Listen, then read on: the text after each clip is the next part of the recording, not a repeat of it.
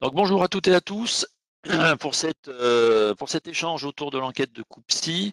Nous allons avoir un ordre du jour qui est relativement chargé, donc il est fort probable que nous débordions un petit peu, d'autant plus que nous avons eu un petit retard au démarrage, donc il est fort probable que nous débordions un petit peu après 11 heures. Donc l'ordre du jour est assez classique dans ce genre de situation. Quelques informations générales sur l'enquête, notamment le calendrier et l'échantillon. Des informations concernant l'outil de recueil Arcane et l'arbre analytique avant, avec les évolutions que l'on va vous proposer. D'autres infos concernant le document de l'enquête, à savoir tout ce qui va tourner autour de la supervision avec les outils de la supervision et les documents de consignes spécifiques et le dispositif technique qui sera mis en place avec la plateforme IRTC Psy. Cette présentation, nous sommes trois côté ATIH, donc moi-même Olivier Serre, contrôleur de gestion au service Colige, puisque notre service a changé de nom, on s'appelle collecte des informations de gestion maintenant. Je suis accompagné par deux collègues de l'ATIH, Sylvain.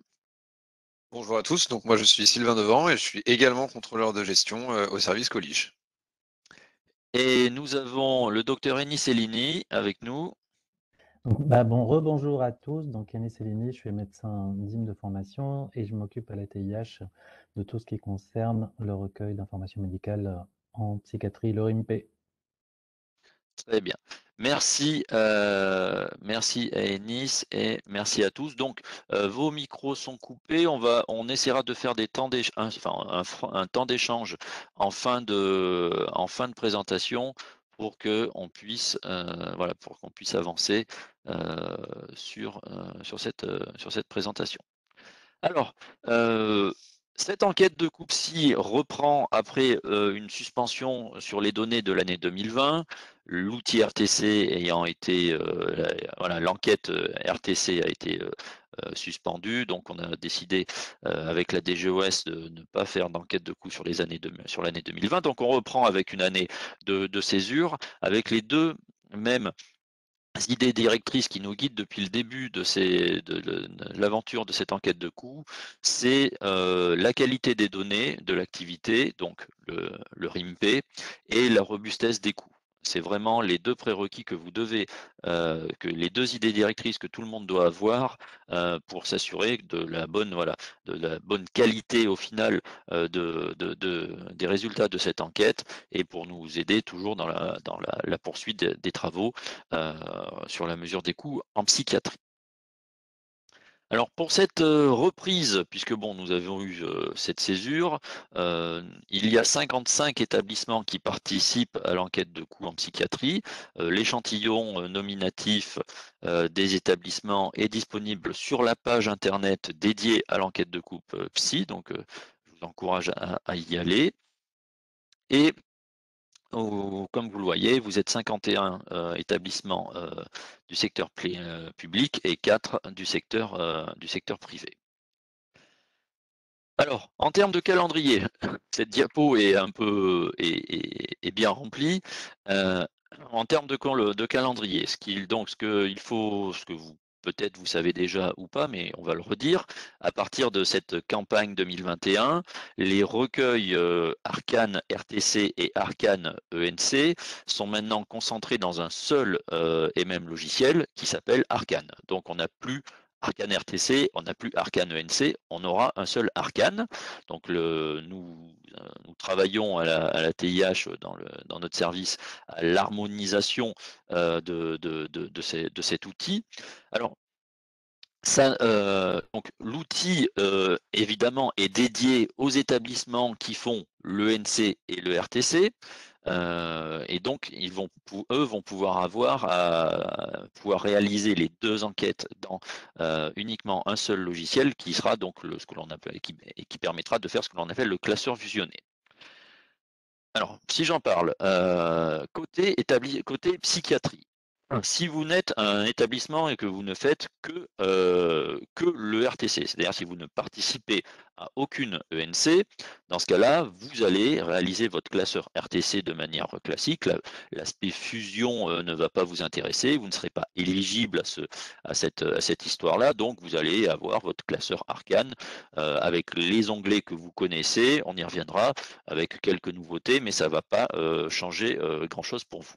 Les dates de la campagne RTC, les dates de la campagne RTC telles qu'elles sont validées par la DGOS sont celles-ci que vous voyez à l'écran, c'est-à-dire le 15 juillet pour la validation des établissements et le 30 septembre pour la validation RS. En ce qui nous concerne côté enquête de coupe PSI, eh bien, on reste sur ce calendrier-là, c'est-à-dire qu'au 15 juillet, il faudrait dans l'absolu que les données soient validées. Les données validées sont déposées sur la plateforme IRTC. Il y a dans l'échantillon des établissements qui réalisent l'ENC, le RTC et l'enquête de coupe PSI. Donc dans ce cas-là, ces établissements-là pourront faire le choix d'avoir le classeur fusionné, auquel cas, ces établissements-là auront une date décalée et bénéficieront d'un délai complémentaire pour réaliser l'enquête de coupe PSI. Et ça, on le traitera. J'invite les établissements à nous écrire directement pour que l'on traite leur cas directement avec nous. Donc les dates sont celles que vous connaissez pour ceux qui ont déjà participé à l'enquête de coupe PSI. On l'a reconduit selon les mêmes modalités, avec le supervision, j'y reviendrai, et avec les mêmes échéances et le même fonctionnement, le même dispositif technique. J'y reviendrai également. Alors, en termes de calendrier à nouveau et de communication, la semaine prochaine, si tout va bien, on devrait vous adresser à tous un mail donc individuel avec les données de votre M12 ARS.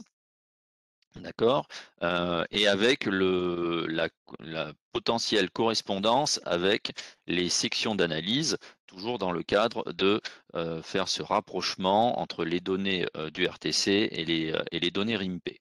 Donc ça, c'est quelque chose que l'on vous envoie depuis, ça faisait deux, trois enquêtes qu'on vous envoyait ces choses-là, donc il n'y a pas de, y a pas de souci. La mise en ligne du logiciel Arcane. La mise en ligne du logiciel Arcane se fera tout début mai. Tout début mai. C'est-à-dire que de toute façon, là, le logiciel est encore en recettage, on finalise les choses. Début mai, donc, vous aurez la possibilité de télécharger le logiciel Arcane et la plateforme IRTC, enfin les plateformes IRTC et IRTC Psy seront ouvertes dans la foulée pour vous permettre de télécharger vos identifiants qui vous permettront votre identification établissement qui vous permettra de lancer Arcane. J'y reviendrai également. Dans la foulée de la mise en ligne, donc début mai, donc on mettra également le document de consignes spécifiques avec donc quelques consignes adaptées propres à la psychiatrie. On va en parler également. Et ensuite, 15 jours après, grosso modo, on lancera tout ce qui concerne les tableaux de contrôle validés RTC et tout ce qui est spécifique au tableau de contrôle de la psychiatrie. Alors, le recueil de cette année est calé sur le découpage analytique et sur l'outil Arcane.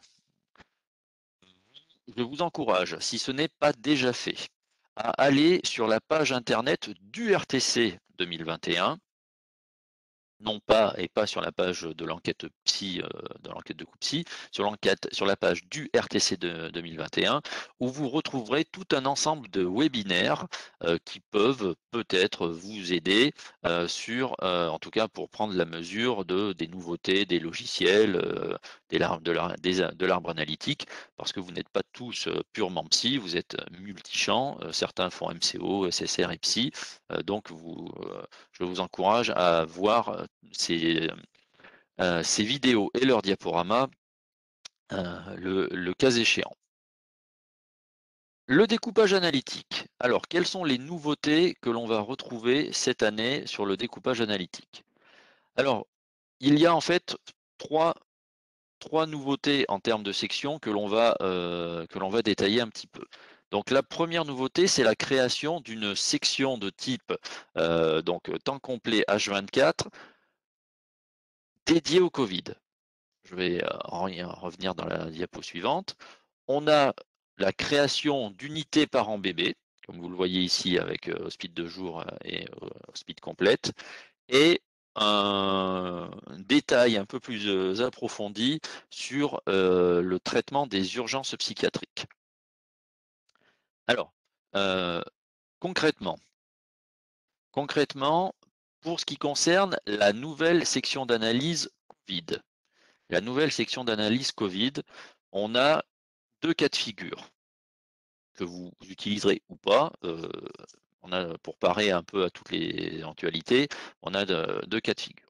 Le cas numéro 1, vous avez créé une unité vraiment dédiée Covid avec une UF, voire une UM dédiée Covid. Vous avez rassemblé des patients dans une unité Covid.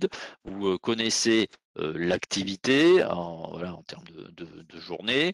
Vous êtes en capacité de suivre les charges de manière les plus précises possible en termes de personnel, j'en sais rien notamment. Dans ce cas-là, vous pouvez utiliser la nouvelle section d'analyse Covid. Exemple, dans l'exemple que l'on donne ici, cette unité Covid, voilà, vous ne l'avez pas utilisée du 1er janvier, on est sur l'année 2021, hein, vous ne l'avez pas mise en place nécessairement du 1er janvier au 31 décembre, donc elle a pu être mise en place pendant une certaine période. Dans l'exemple ici, c'est 3 mois. Votre unité de psy générale adulte, elle a pu devenir, si elle est devenue une unité Covid à temps plein pendant 3 mois, vous allez, et que vous rentrez dans le cas que j'ai décrit précédemment, vous allez pouvoir utiliser cette nouvelle section qui va avoir comme dans son libellé le terme Covid. Et puis, cette unité, dès lors qu'elle n'est plus Covid, dans les 9 mois restants de l'année, elle redevient une section de psychiatrie générale avec sa section d'analyse d'origine. Ça, c'est dans un premier cas de figure, si tant est que vous ayez voilà, ce cas-là. Le deuxième cas de figure, alors il est un peu plus léger entre guillemets, c'est-à-dire pour un service de soins, vous avez de l'activité Covid, de manière conséquente, et c'est tout l'enjeu du phrasé, hein, de manière significative, vous avez une activité significative Covid, mais vous n'êtes pas en capacité d'isoler d'ailleurs toutes les charges de manière certaine, et même parfois, et l'activité n'est pas COVID à 100%. Dans ce cas-là, ne changez pas le découpage analytique de cette unité, mais vous la suffixez en utilisant le suffixe 90. Le suffixe 90 va nous permettre de dire, attention, cette unité-là, cette section d'analyse que nous remonte l'établissement, elle est impactée par le Covid. Elle est impactée de le Covid de manière suffisamment significative pour que l'établissement a jugé nécessaire de nous la faire remonter. Pourquoi on a besoin de ça? Et on ne peut pas mettre de ratio, on ne sait pas si c'est voilà, au-delà de 50% de patients, 25%, non, on ne sait pas, parce que c'est en fonction d'un nombre de patients, un nombre de charges, une organisation, tout ça. Évidemment, nous, l'enjeu, on le sait dans les restitutions que l'on vous fait, c'est déterminer des coûts par des coûts journaliers de section d'analyse, et donc il faut qu'on soit vigilant sur des évolutions, alors par rapport à N-1, mais par rapport à 2019 en l'occurrence, et qu'on sache si l'évolution d'un coût qui serait par exemple très largement supérieur est liée à un effet Covid ou pas. Et dans ce cas-là, le suffixe 90 nous donnera une précision pour dire attention, l'établissement nous indique qu'il s'agit ici d'une unité Covid. Donc la même chose, si c'est sur une période de temps, vous mettez le suffixe sur les 3 mois en question, et puis après la section d'analyse l'unité retrouve sa section d'analyse d'origine. je vais voilà, mettre à l'écran et agrandir fatalement l'arbre analytique de la psychiatrie pour vous montrer donc en jaune les nouveautés. Ce qu'il y a à droite, peu importe en l'occurrence, donc je vais laisser l'écran comme ça. Donc cette section d'analyse, on l'a traitée. Je vais demander au docteur Enis Cellini de nous préciser en assez rapidement, du coup, compte tenu du timing auquel nous sommes confrontés, voilà, sur les unités mère-bébé, la parentalité et qu'est-ce que l'on attend dans la création de ces deux sections d'analyse. Et Nice. Oui, bonjour. Merci Olivier. Rapidement, comme vous pouvez, ceux qui suivent les réformes actuellement du financement d'une part, des autorisations d'autre part, vous avez dû voir, notamment dans les dépêches, l'apparition de la mention autour de la psychiatrie périnatale. C'est vraiment de ça dont il s'agit aujourd'hui. L'idée, elle est de préparer l'avenir, mais on sait qu'en même temps, il y a déjà des unités dans les différents établissements pour la prise en charge de la psychiatrie périnatale avec des unités qui s'appelaient des unités mère-bébé. Et aujourd'hui, on est dans un cadre un peu plus large, on va parler des unités parent-bébé. En général, quand elles ont été mises en place ou mises en œuvre, il y a un projet d'établissement autour de cela. C'est des UF ou des UM bien identifiés, avec du personnel identifié, une prise en charge identifiée.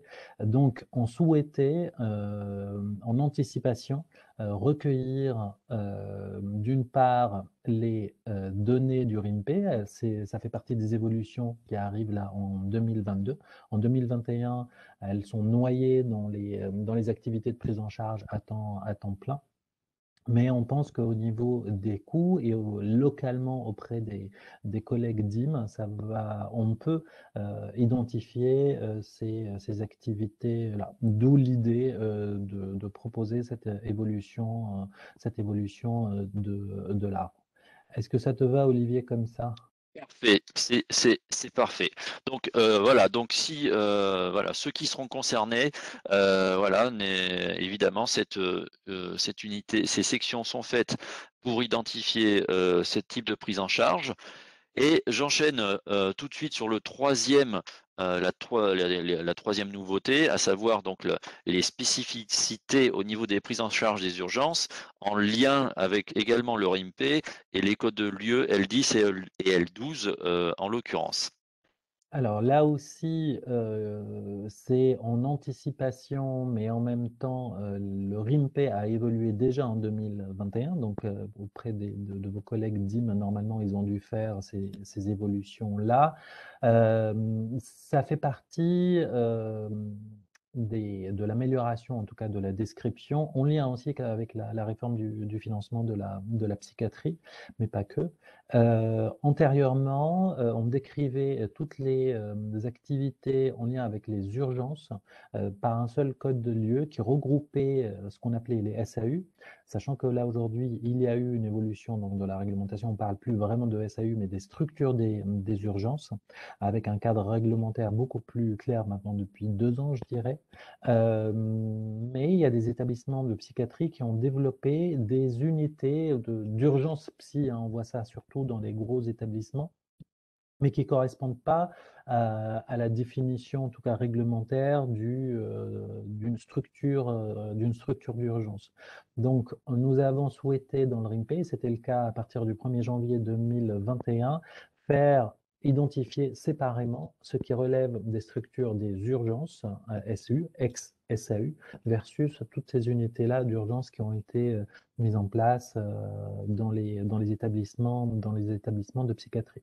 Alors, au niveau de ces fameux ex-SAU, on peut avoir différents types d'organisations pour y aller. Ça peut être des équipes du CMP qui assurent, entre guillemets, une petite permanence ou qui, au coup par coup. Ça peut être des équipes ad hoc c'est-à-dire enfin, sur place avec des équipes identifiées qui ne font que ça, mais ça peut être aussi des équipes mobiles qui vont se déplacer pour assurer les urgences auprès des collègues des structures des urgences qui sont MCO, entre guillemets, qui sont beaucoup adossés à des établissements MCO. Voilà. Très bien. Ouais, très bien. Merci beaucoup, Ennis. On a une question, je la prends tout de suite pour qu'on soit dans le timing. Je vais la lire. On revient sur l'unité mère-bébé. C'est une personne qui nous dit que leur activité mère-bébé ne concerne pas l'AJ ni l'HC, mais uniquement des actes. Alors, si j'entends ça, ça veut dire que c'est plus, ça relève plus quoi de l'ambulatoire dans ce cas-là. Oui, alors c'est pour ça que j'ai commencé par dire que là, comme le rappelait Olivier, on parle des données en 2021. D'accord?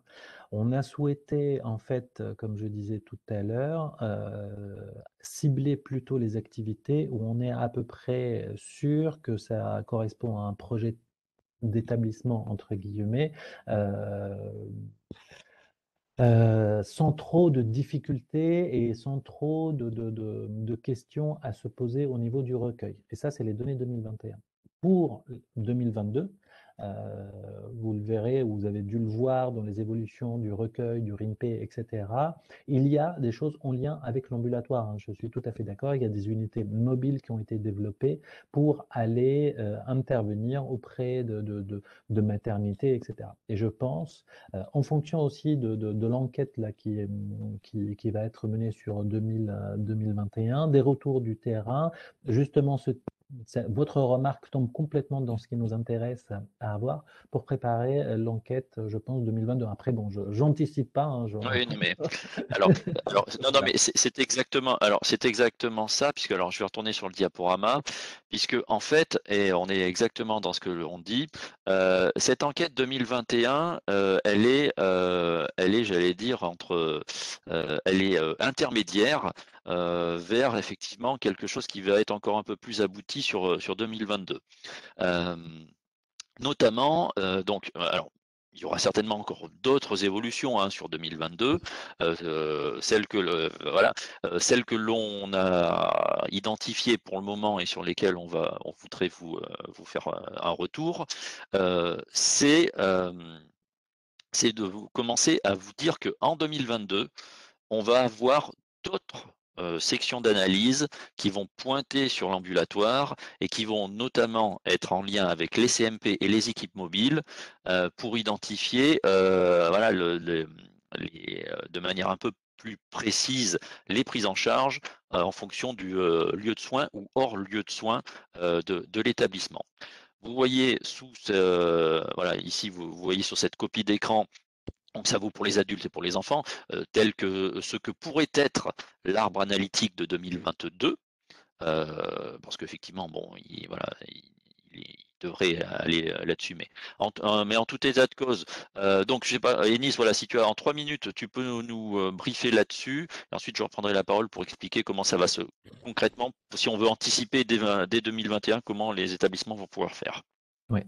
Alors, pour les plus anciens qui participent à l'enquête de coûts depuis un petit moment, si vous vous rappelez, on avait essayé de faire ça il y a quelques années, c'est-à-dire pour tout ce qui était activité ambulatoire où il y avait des déplacements, on était autour de la table intéressé par le fait de savoir quelle est la différence de coût entre un CMP, par exemple, il voit des patients sur place, mais il va se déplacer pour faire des visites à domicile, il va se déplacer à côté au niveau de l'EHPAD, etc.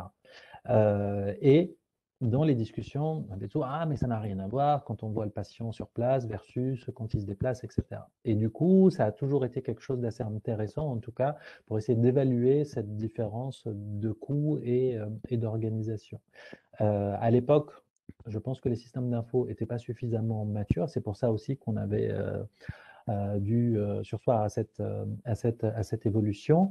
Entre-temps est arrivée la réforme du financement de la psychiatrie et pour ce qui en est sorti, c'est encore en cours de discussion, hein, mais clairement, il y a cette notion, ou en tout cas un levier pour encourager ce qui s'appelle l'aller vers, avec un supplément qui sera consacré à toutes les activités ambulatoires dès lors qu'elles se passent dans un lieu qui n'est pas un lieu de soins de l'établissement, c'est-à-dire en fait le déplacement des équipes. D'où cette idée de se dire, là aussi, hein, avec un retour, c'est pour ça que c'est bien marqué facultatif, est-ce que on est en capacité, ou en tout cas les collègues, vous, est-ce que vous êtes en capacité d'isoler des coûts, par exemple, au sein d'un CMP, pour dire, bah voilà, moi j'ai les équipes qui sont au CMP, qui font les consultations, voilà, l'activité, ça on peut l'identifier, il n'y a aucun problème, mais derrière, est-ce que le personnel, les coûts, etc., et quelles sont les difficultés avec ça. Voilà ce que je peux moi vous dire de mon côté, mais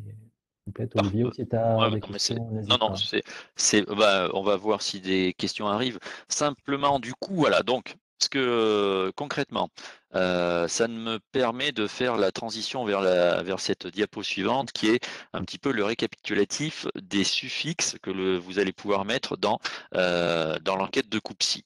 Alors je vais les prendre dans le désordre, mais le suffixe 90, donc pour identifier les prises en charge dédiées au Covid, on l'a vu précédemment. Et donc, pour faire le lien avec ce que nous disait Ennis, et pour préparer cet arbre analytique 2022, eh bien, on vous propose d'utiliser le suffixe 80 ou le suffixe 81 pour identifier, concernant donc les CMP et les équipes mobiles, le lieu de soins ou hors lieu de soins, le fameux aller vers que nous décrivait Dr Ennis Cellini. C'est quelque chose de facultatif, hein, je le redis cette année. Évidemment, ceux qui sont en capacité d'eux, eh bien, c'est avec plaisir que l'on prendra vos informations, vos remontées, hein, parce que ça nous donnera toujours des informations voilà, pour la suite des travaux de la psychiatrie que l'on mène. Donc 80 ou 81. Le suffixe 90, on l'a vu. Le suffixe 99, alors c'est un suffixe qui existait déjà les autres années de l'enquête pour celles et ceux qui avaient pu l'utiliser. Je l'ai juste remis ici dans la présentation pour être complet sur cette diapo. Donc elle concerne le centre de crise.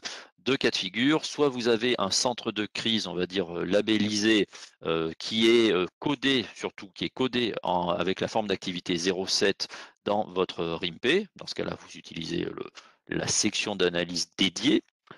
Si vous avez un centre de crise qui est codé en FA01, dans ce cas-là, vous allez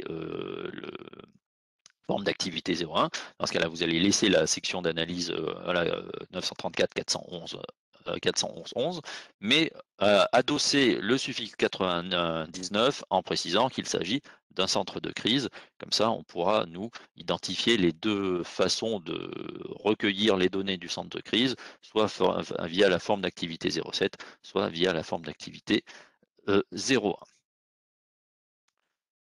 Voilà ce que l'on pouvait dire sur l'arbre analytique. Du coup, de la même façon, Ennis, on peut te libérer, tu restes dans le coin, et puis si on a besoin voilà, de tes lumières, on te ressollicitera. Avec plaisir, J'enchaîne donc. n'hésitez pas.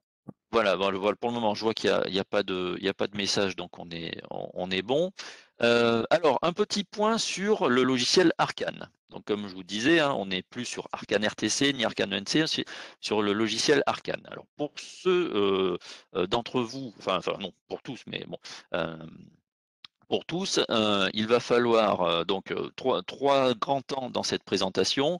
La partie identification, la partie paramétrage dans le logiciel et le classeur. Le classeur. Sur la partie identification, donc le logiciel sera mis en ligne, je vous l'ai dit, début mai. En tout état de cause, vous pourrez déjà retrouver un tutoriel sur la page internet des tutos RTC que je vous ai mis ici en jaune surligné sur comment réaliser son identification dans le RTC. Donc vous avez un petit tuto, il fait quelques minutes, hein, c'est vraiment, il fait moins de 5 minutes. Ça vous montre concrètement voilà, où il faut cliquer, comment on récupère les informations d'identification et comment ça va et comment hop, on les réimporte ensuite dans le logiciel Arcane. Donc n'hésitez pas à le consulter. Il vous donnera toute la marche à suivre et la recette de cuisine pour réaliser votre identification. Alors, côté paramétrage des sections, quelques nouveautés, mais en tout cas des nouveautés sur d'autres champs MCO, SSR et HAD. Concernant la psychiatrie, mis à part l'arbre analytique que l'on vient de voir tout à l'heure, quelques modifications, quelques nouveautés en lien avec ce qui était fait précédemment dans les arbres analytiques, c'est-à-dire en l'occurrence ici la possibilité voilà, d'identifier la direction des systèmes d'information avec sa déclinaison en routine et projet.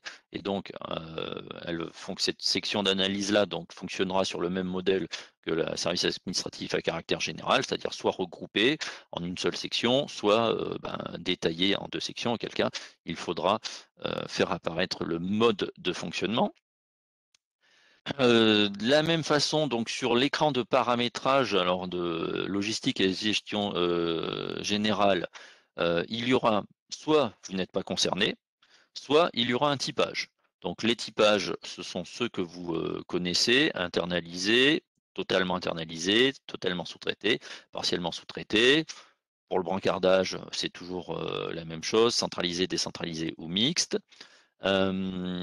Pour les transports motorisés des patients, qu'est-ce que j'ai marqué ici? Donc concerné, sous-traité, interne, non concerné, interne. Je ne sais plus qu'est-ce que je voulais récupérer ici. Transport motorisé.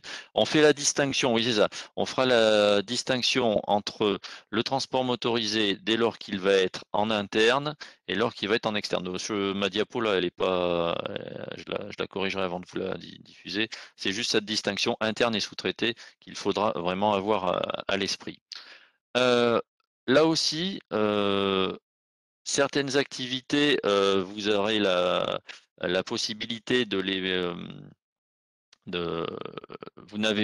certaines activités sont totalement obligatoires, donc vous n'avez pas la possibilité de dire je ne suis pas concerné.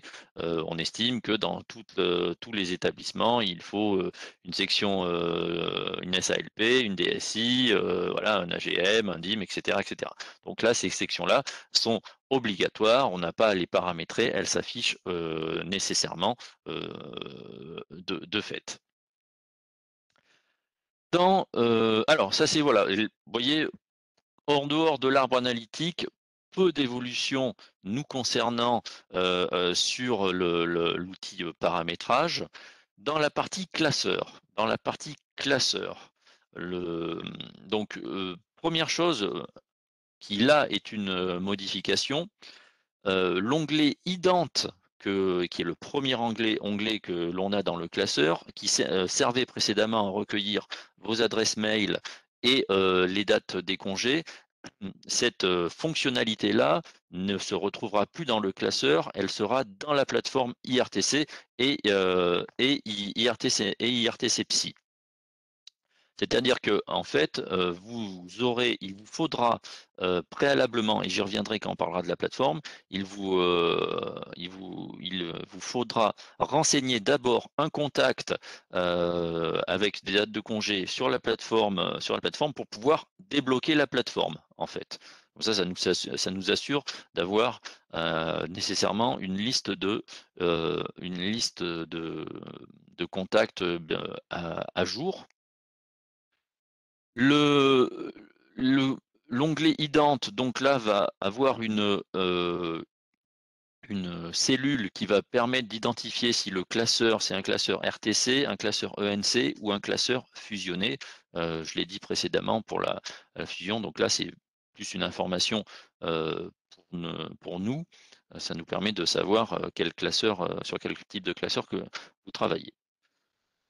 On va reprendre un petit peu les principaux onglets du classeur Arcane pour l'enquête de coût psy et voir un petit peu quelles sont les nouveautés que l'on peut avoir sur ces onglets.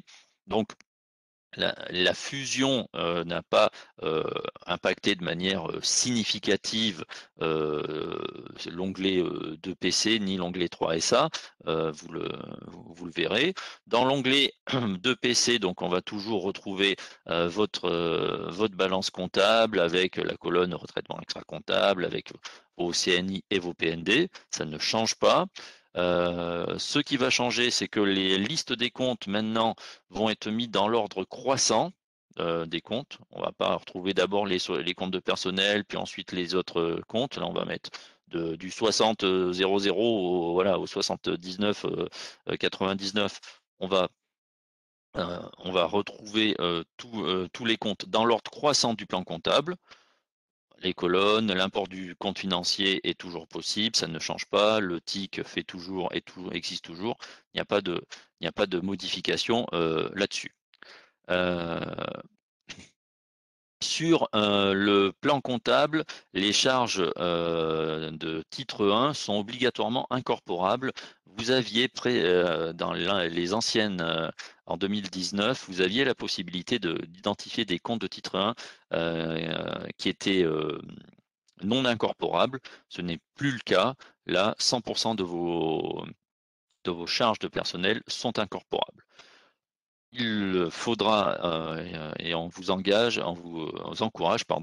à retrouver le plan comptable NCRTC qui est sur la page du RTC pour avoir toutes les informations sur toutes les nouveautés. Il y a quelques comptes en plus, mais qui suivent l'évolution de la M21. Sur l'onglet 3SA, pas de nouveauté, si ce n'est, on va retrouver les comptes dans l'ordre croissant, enfin dans l'ordre on va dire croissant du plan comptable. On va retrouver donc les colonnes correspondant à votre découpage analytique. Donc ça, c'est ce que j'ai dit.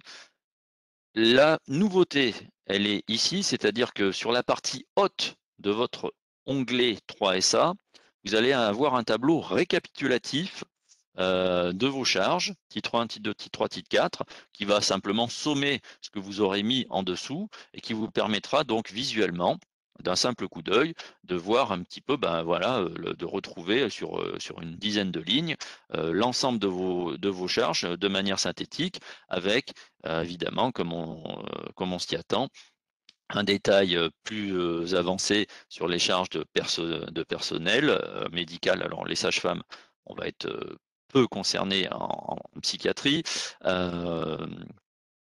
et le détail entre le personnel soignant, personnel autre, sur le personnel non médical. Donc la seule nouveauté, mais là elle est informative, puisque vous n'avez rien à faire, ça va se calculer, s'alimenter automatiquement avec ce que vous aurez saisi plus bas, c'est ce tableau de récapitulatif de vos charges. L'onglet ETPR est stable. Il a juste intégré des postes de charge liés aux sages-femmes, qui est un sujet sur lequel on a travaillé notamment en MCO, mais également en SSR. Donc pour les établissements, ceux d'entre vous qui sont multichamps et qui sont concernés, eh bien vous verrez apparaître un poste de charge dédié aux sages-femmes, donc qu'il faudra identifier, donc sortir soit du personnel médical, soit du personnel médical, selon comment cette catégorie de personnel était classée dans vos systèmes d'information. Sinon, aucune modification. Alors, sur l'onglet CIND, l'onglet CIND va avoir quelques modifications, mais concernant nous en psychiatrie, on va être au final peu impacté. Alors si ce n'est que l'onglet change de nom, nous avions un onglet 5, nous avions un onglet CIND dans le RTC et un onglet 5 dans l'ENC. Donc la fusion des deux fait que l'on a un onglet 5 CIND. un onglet 5C1 maintenant, qui va servir donc aux deux études, qui va avoir simplement, mais on l'a de manière un peu plus explicite que ce qui existait en 2019, la possibilité d'identifier sur des comptes, une liste de comptes fermés, une dizaine de comptes que voilà, vous voyez à l'écran.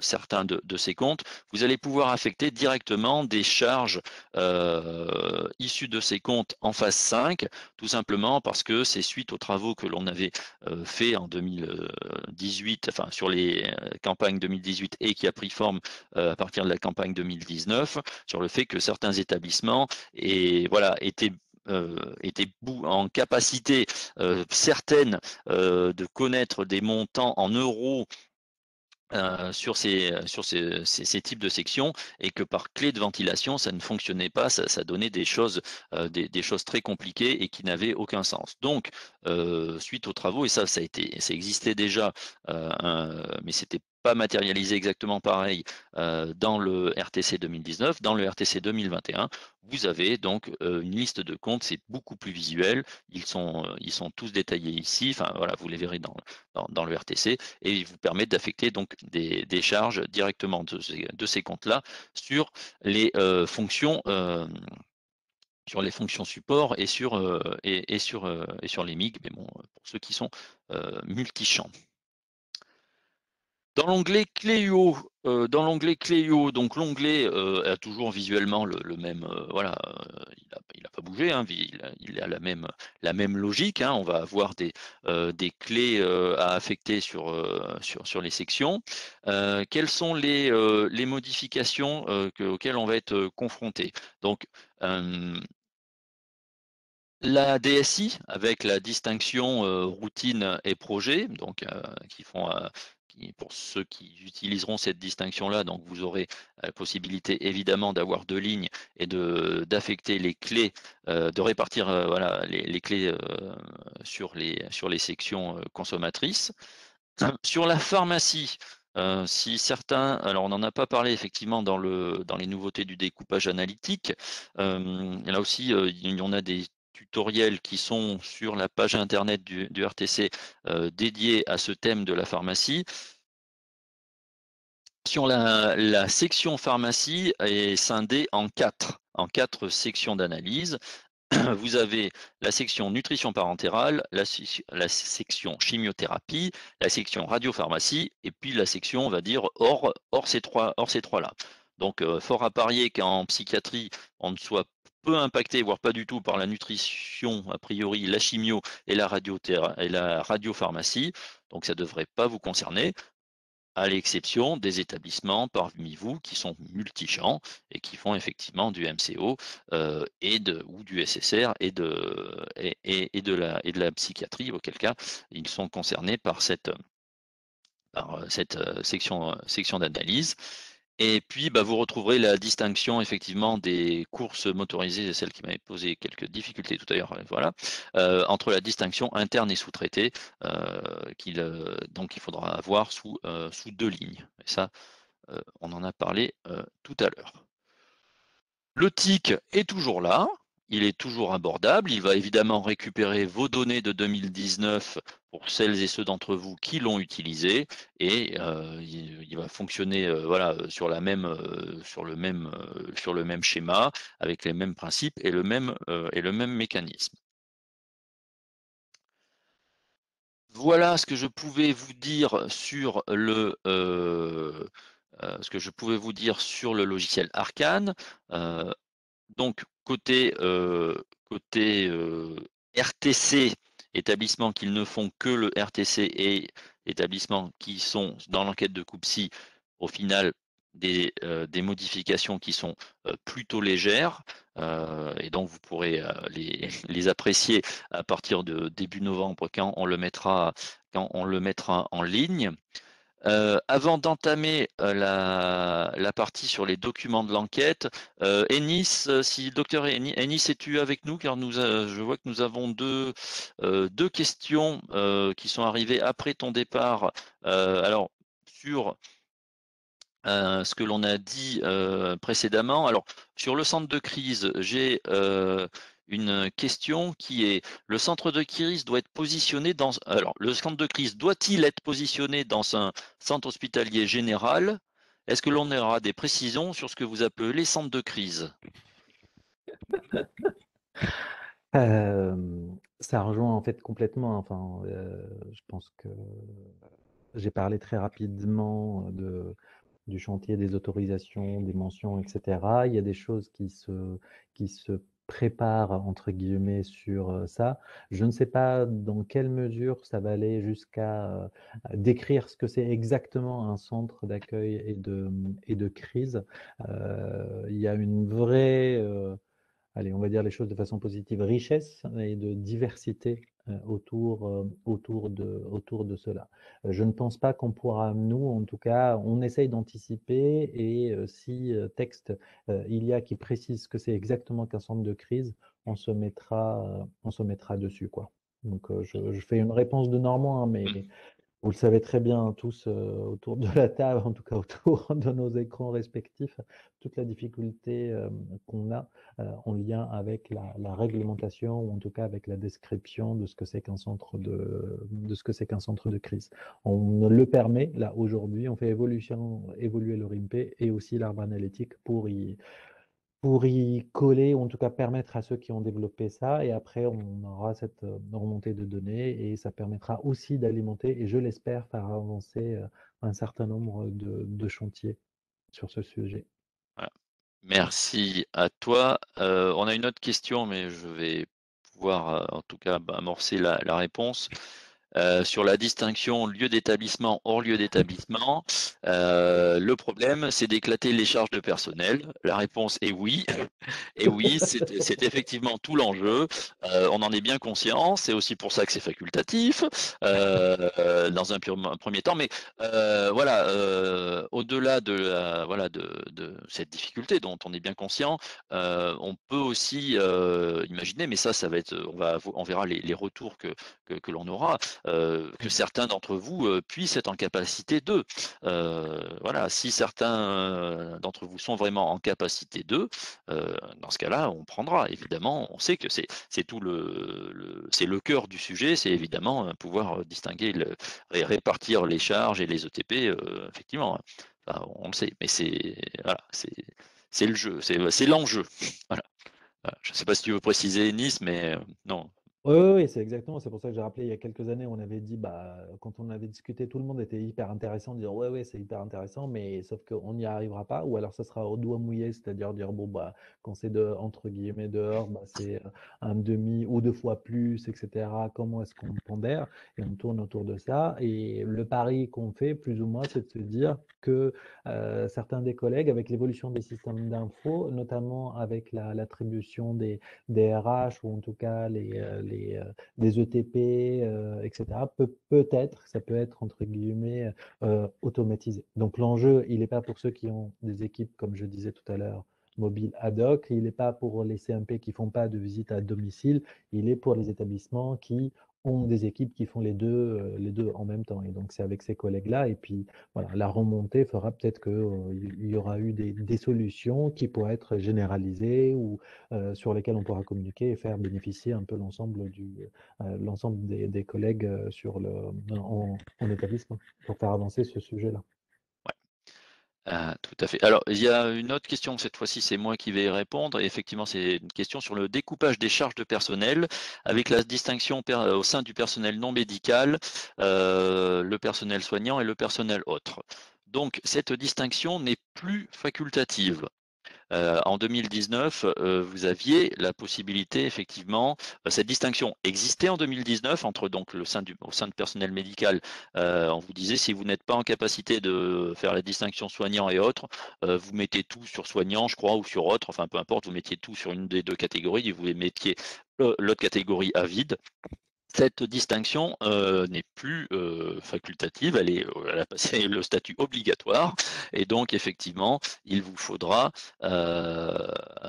faudra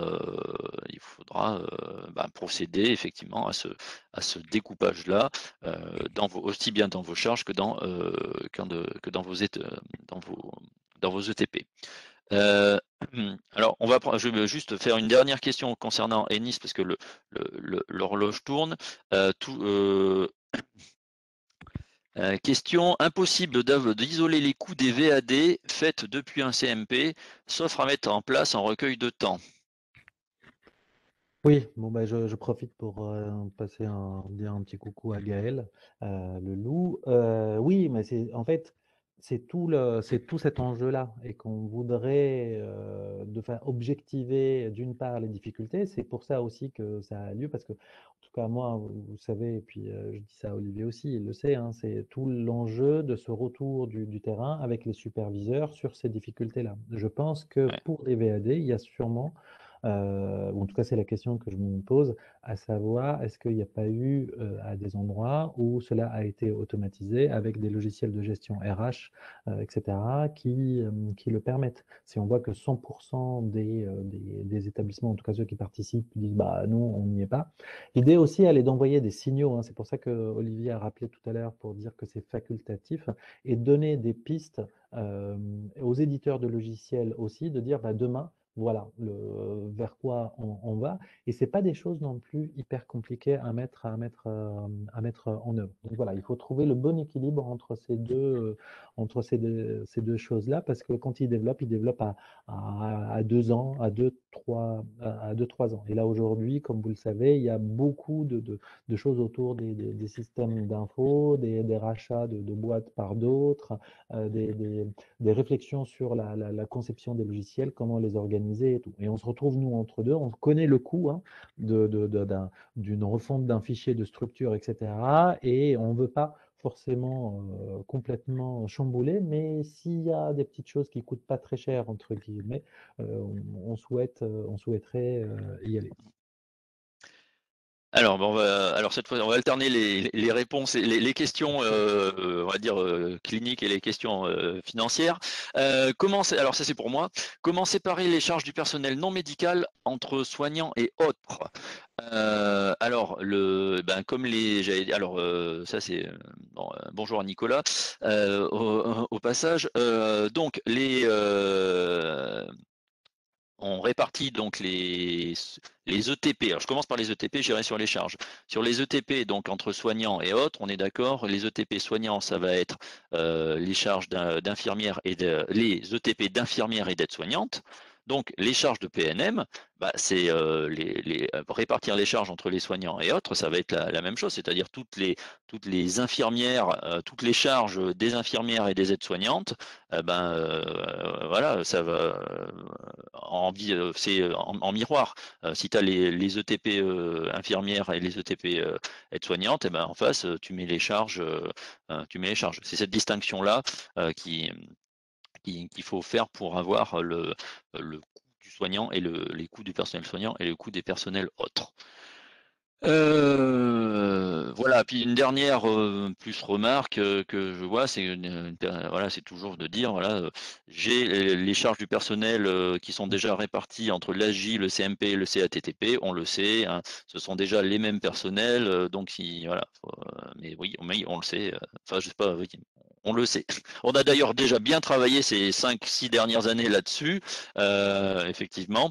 Bon, effectivement, je ne sais pas s'il y a matière à dire autre chose Ennis, mais on en est conscient.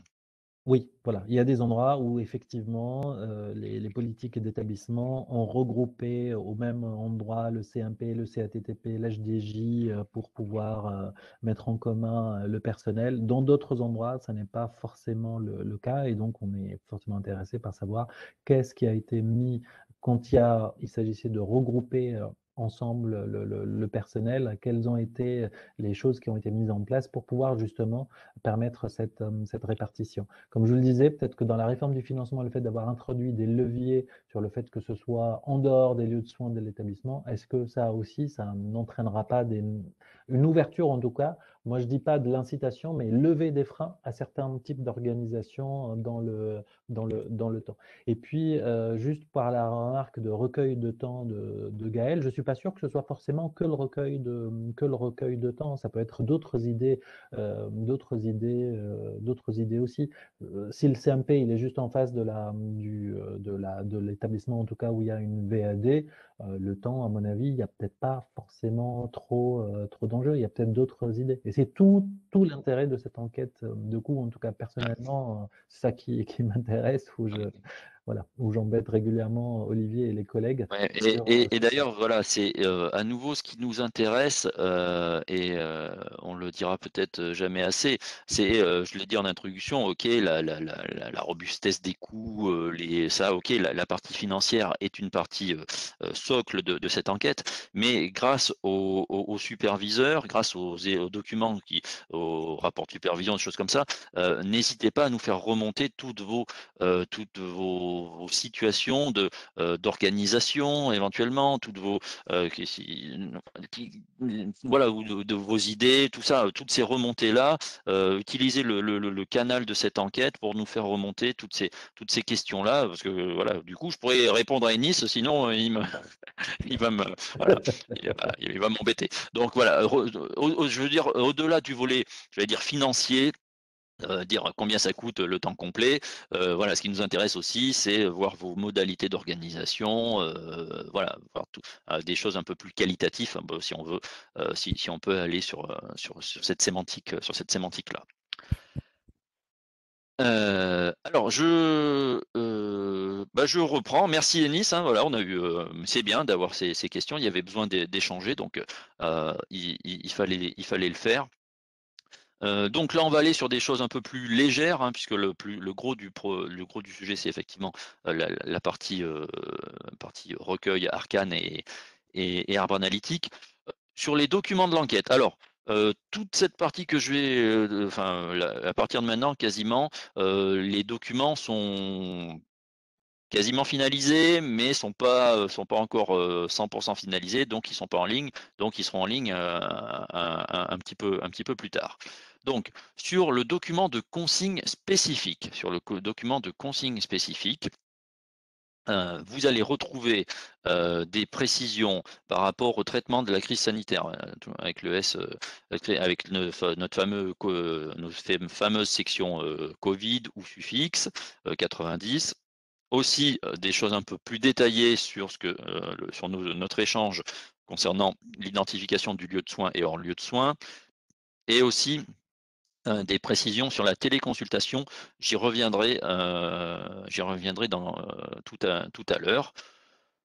En même chose, la précision sur le traitement des urgences tel que Ennis nous l'a précisé avec le code L10 et L12, et sur les transports d'usagers et transports de biens, quelques précisions de consignes. Donc des évolutions qui sont somme toute voilà, pas si nombreuses que ça.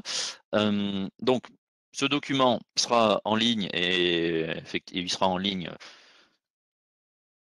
en même temps que vous pourrez utiliser vous pourrez télécharger le logiciel Arcane.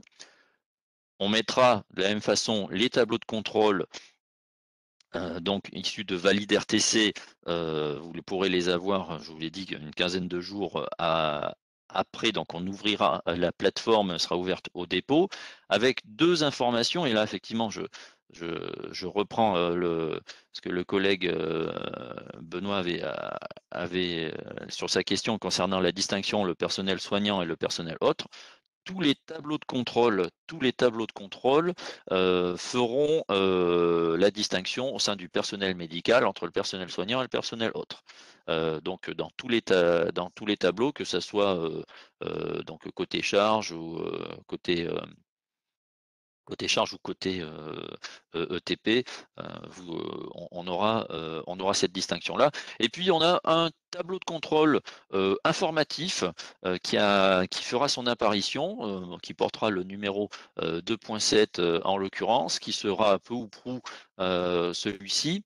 Il sera issu de votre RIMP et il le pointera, il le dénombrera au sein des actes Edgar, donc ceux qui sont faits en audio, en vidéo et en présentiel. Et effectivement, alors il est informatif.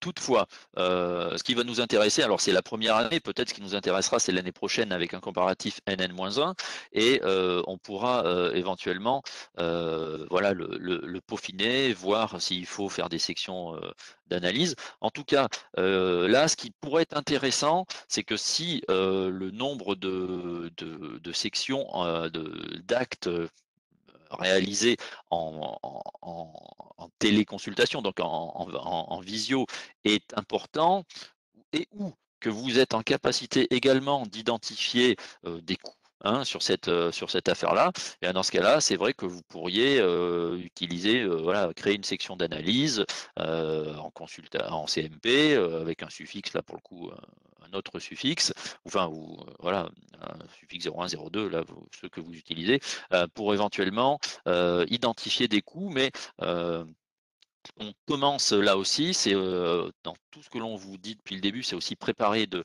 2022. Enfin, donc c'est commencer à identifier ce champ-là de la téléconsultation, voir le volume que ça représente, et on verra l'année, voilà, s'il y a nécessité de créer des sections d'analyse ou pas. De la même façon, ce seront des choses qui les superviseurs vous poseront des questions sur cette affaire-là, de toute façon. Habile transition, les superviseurs, donc c'est la société Qualitis, ce sont eux qui vous ont fait les 2 dernières enquêtes de coûts portant sur les données 2018 et 2019. Donc on les a eus dans la semaine pour préparer cette campagne. Donc ils vont vous contacter par mail donc dans les prochains jours pour fixer un rendez-vous afin d'établir le bilan préalable.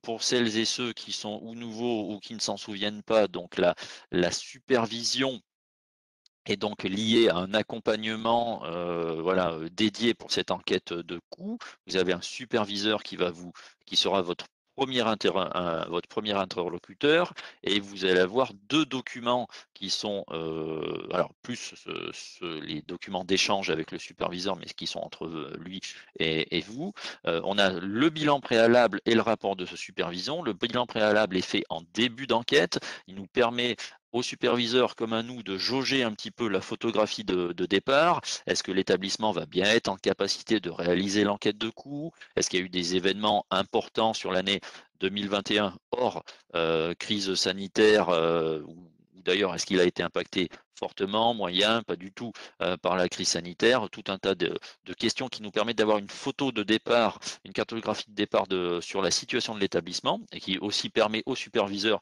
de mesurer le degré d'accompagnement qui va être nécessaire à mettre en place pour être au mieux avec vous. Et le rapport de supervision, qui est un document de synthèse, donc c'est celui voilà, à la fin, début et fin, qui lui va intégrer donc voilà, à travers une trame, tous les items que l'on a l'habitude d'avoir dans ce type d'enquête de coûts, avec les commentaires du superviseur, vos commentaires éventuellement à vous aussi, pour nous aider à analyser les résultats de votre établissement. Donc ces outils, la supervision, ils restent, ils sont voilà, ils ont fait leurs preuves. On va continuer à les mettre en place. Alors, pour finir, le dispositif technique, donc la plateforme IRTC Psy. Alors vous avez, donc on est bien d'accord, le principe est de dire, je vais déposer